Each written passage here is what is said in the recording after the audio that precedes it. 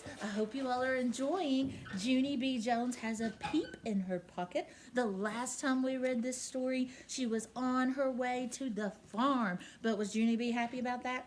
No way. She was scared of the rooster. That's right. She was afraid it was going to pick her head into a nub. So she was not very fun, having a good time. And that meanie Jim was picking on her because he said her head was going to get picked into a nub. So let's continue reading. Junie B. Jones Has a Peep in Her Pocket. Chapter 5. E-I-E-I-O. The bus drove for a very long time. Polly Allen Puffer was sitting with that Jim I hate. While we were riding, he stood up behind me. Junie B, listen to the song we just made up, he said. Then he and Jim started singing their song as loud as they could. Old MacDonald had a nub, E-I-E-I-O, and on his nub he had a hat, E-I-E-I-O, with the ow here and ow there, here and ow there and ow everywhere and ow. Old MacDonald had a nub, E-I-E-I-O. Finally, I covered my ears with my hands so I couldn't hear them anymore. Then I singed a loud song of my own. It's called Ha Ha, I Can't Hear You.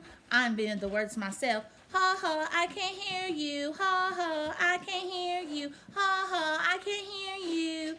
I sang that song a jillion times, I think. Then, all of a sudden, the bus turned down a long dirt road. And oh no! It was the farm. We're here, shouted the children, very thrilled. I looked out the window. There was a big house with trees all around it. Also, there was a barn and a tractor and some chickens. I did a big gulp at those peccary things, because chickens have pointy lips just like roosters. I quick scrunched down on the bus floor. Then I hid it under my backpack very sneaky, because maybe if I keep real quiet, Mrs. wouldn't see me, and I could hide on the bus the whole entire time. Lucille and that Grace stood up from their seats, and I made the shh sign at them. Look at Junie B. hiding under the bus seat.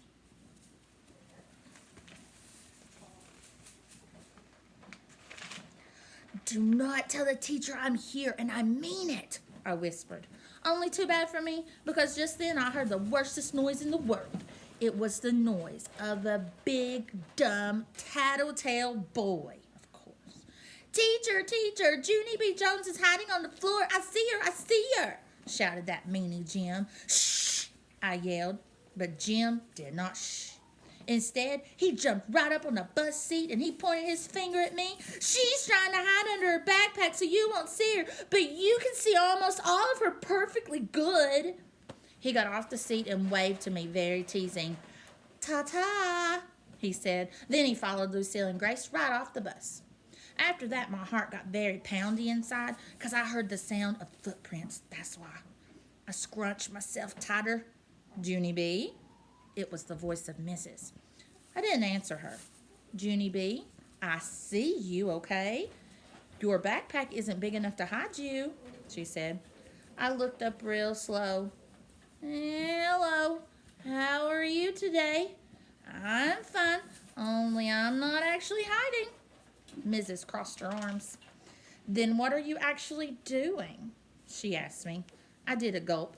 I'm tidying, I said. Tidying what? Asked Mrs. I thinked fast. I'm tidying the floor. Yeah, that's it. I quick took off my bandana. Then I wiped up the floor with it.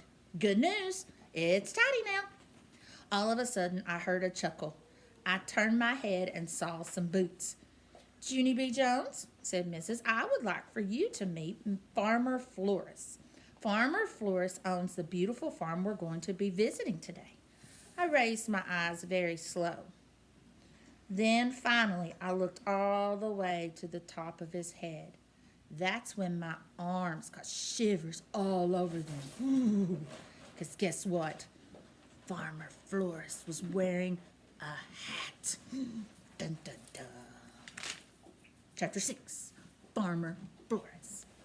Farmer Flores did a nice smile. Your teacher tells me that you're not very happy about being here today, he said. I felt my forehead again. I'm ill, I said.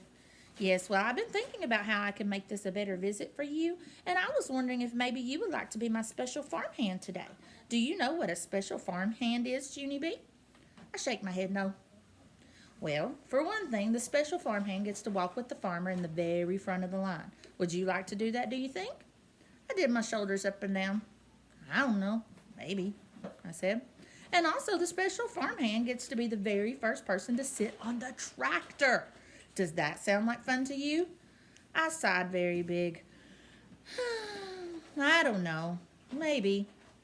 Oh, but here's the most important job of all. The special farmhand gets to help me keep all the children in order. Just then, my mouth came all the way open. In order? I asked, very thrilled. Do you mean I get to order the other children around? The farmer rubbed his chin. Well, yes, I suppose you could put it that way, he said. I quick grabbed my backpack. Well, then what are we waiting for, farmer? I said. After that, I runned off the bus speedy fast, and I clapped my hands real loud. All right, people, get in line. Farmer Flores is going to show us around, and he doesn't have all day, folks. Pretty soon, Farmer Flores and Mrs. came off the bus, too. Oh, she likes to be the boss, doesn't she? They told the children to please hold hands like the buddy system. You heard them, people. The buddy system. We will be using the buddy system today, I hollered. All of a sudden, Mrs. bended down next to my ear. Helping Farmer Flores does not mean being rude, Junie B. I want you to be helpful and nice. But I am being helpful and nice, I said, because I didn't even tell anyone to shut up yet. Just then, I skipped to the end of the line and checked on Polly Allen Puffer and Jim. I've got my eye on you two clowns, I said, very helpful and nice. Jim cockle-doodle-dee-dooed at me again. Yeah, only too bad for you, Jim, because I already looked around this place for roosters, and I didn't even see one of those mean guys, so ha. Did you say rooster? After that, I quick skipped back to the front of the line, and me and Farmer led the children to the pasture. Pasture is the farm word for big grass and fields. Only wait till you hear this. There were 4 horses and 2 ponies in that pasture. Maybe like that one. And I did not even run from them. Attention, people, attention, I hollered. Do not be afraid of the horses and ponies. Just stand very still, and they will not attack you. Probably.